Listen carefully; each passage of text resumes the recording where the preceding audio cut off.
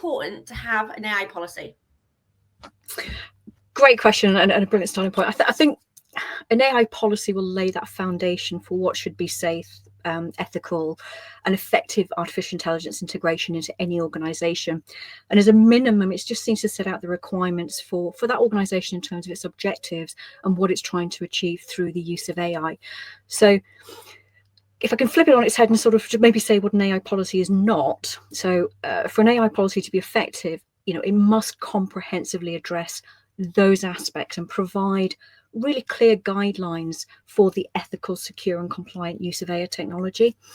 And in doing so, there's probably a handful of things that I would sort of say we need to do.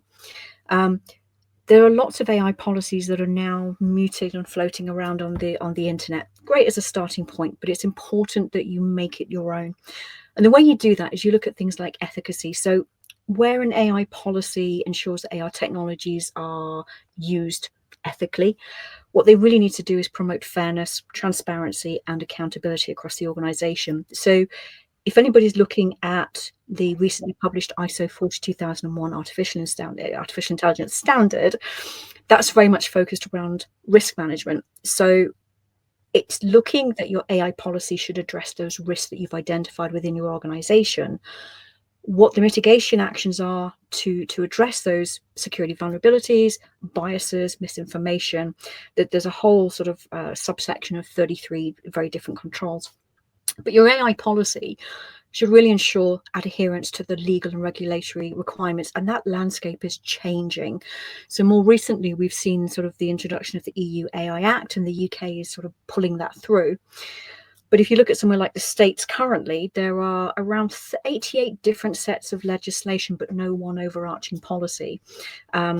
Even down to the likes of Ukraine has one sort of regulation, but it's not set in stone. So this is an emerging landscape. And then kind of just go back to your AI policy, it's critical that it's about guidance and governance. So it really has to provide a clear framework around your AI deployment from the whole AI lifecycle management program. So it's not just about what you release, but actually it's how you begin the design and the ethics that sit behind that, all the way through to the actual change management controls and lots of other things that sort of exist within that. And you're establishing permitted behaviours and uses. So you're saying to everybody, this is what we set in stone, stake in the ground. It will help protect your organisation from any sort of bad reputational or sort of malpractice. And then finally, I'll probably sort of say, look, it's about driving innovation and efficiency. The policy is not designed to stop innovation. It's there to build the framework and support the responsible use of AI as you continue to develop your business practices and improve and drive those efficiencies across your organization. And that's done through levels of automation. So, having different impacts and things really to sort of be bearing in mind is your AI policy will look at things like safety, fairness, security, robustness. Risk sources that are related to things like machine learning, so the quality of data that's used in your ML, and then the processes of how you collect data, the sources of risk, and they will impact the objectives of your organization around safety, security. And as I say, it's about looking at the end-to-end lifecycle management program and making sure that your system lifecycle issues through managing risk are aligned and go back into your AI policy. And probably the last part of that is then that technology readiness. And it's looking again at those risk sources that can be related to potentially less mature technologies due to unknown factors.